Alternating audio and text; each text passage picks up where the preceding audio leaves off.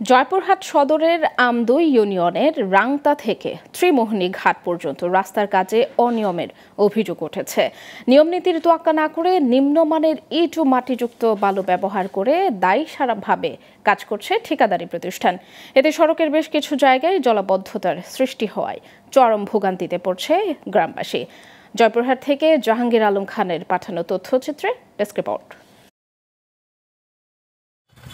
পল্লী অবকাঠামো উন্নয়ন প্রকল্পের আওতায় জয়পুরহাট সদর উপজেলার আমদই ইউনিয়নের রাংতা থেকে ত্রিমোহনী ঘাট পর্যন্ত ১.৫ কিলোমিটার সড়কের উন্নয়ন কাজের উদ্বোধন করা হয় ২০২৩ সালের ২৮ জুলাই। এরই মধ্যে অনিয়মের অভিযোগ উঠেছে ঠিকাদারি প্রতিষ্ঠান এম মিজান কনস্ট্রাকশনের বিরুদ্ধে। কাজের ধারাবাহিকতা না রাখা, আংশিক করে ফেলে রাখা, নিম্নমানের ইট ও মাটিযুক্ত বালু ব্যবহারের অভিযোগ তার বিরুদ্ধে। নিম্নমানের কাজের ফলে বিভিন্ন স্থানে জলাবদ্ধতা ও কাদা সৃষ্টি হওয়ায় চরম দুর্ভোগে পড়েছে স্থানীয়। এই বছরের ভিতর 4 বার কাজ এখানে চালু হলো, 4 বার কাজ বন্ধ হলো।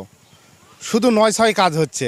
বালুর জায়গা নদীর মাটি নিয়ে আসে ফেলাই দিল। 3টা করে খোয়ার আর 4 হপারকে বালি দেয় দিয়ে রাস্তা করে গেল। যা দেখেন আপনারা দেখেন কাদা, এক গিলা কাদা হয়ে আছে। কাদা হয় হাঁটু পর্যন্ত, মানুষ স্কুলের ছাত্রছাত্রী যাতে এত অসুবিধা, এবং ঠিকাদার আজ পর্যন্ত কোনোদিন দেখা দেয়নি যে আমি নিজের ঠিকাদার কাজ কেমন হচ্ছে না আছে, এই কথা আজ বলেনি। রাস্তার কাজ হচ্ছে না, খুবই মনে করা যেটাই হচ্ছে 2 নম্বর এটা আর হলে 3 নম্বর এটাতে কাজটা করতেছে। এই রাস্তাটা দিয়ে 4-5টা গ্রামের লোক চলাফেরা করে, একটা অসুস্থ যদি হয় তারপরও অনেক সমস্যা। এই রাস্তাটার কাজ এমন বেহাল হয়ে আছে, চলাফেরা অনেক সমস্যা। রাস্তাটা যত তাড়াতাড়ি হবে আমাদের জন্য, সবার জন্য এত তাড়াতাড়ি ভালো। ঠিকাদারি প্রতিষ্ঠানটির স্বত্বাধিকারী বলছেন, কাজের গুণগত মান ভালো করার চেষ্টা করা হয়েছে, তারপরও একটু এদিক ওদিক হতেই পারে।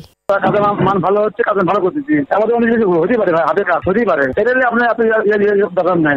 এ ব্যাপারে উপজেলা প্রকৌশলী জানান, ঠিকাদারি প্রতিষ্ঠানের বিরুদ্ধে ব্যবস্থা নেওয়া হয়েছে, পাশাপাশি কাজের মান ঠিক রাখতে তদারকি করা হচ্ছে।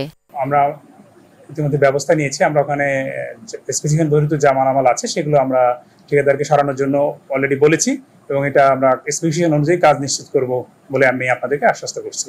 স্থানীয়রা জানান, নিম্নমানের নির্মাণ সামগ্রী ব্যবহারের ফলে কয়েক মাসেই চলাচলের অনুপযোগী হয়ে পড়েছে এসব রাস্তা। সরকারি বরাদ্দের যথাযথ ব্যবহারের দাবি এলাকাবাসীর। Global television news desk.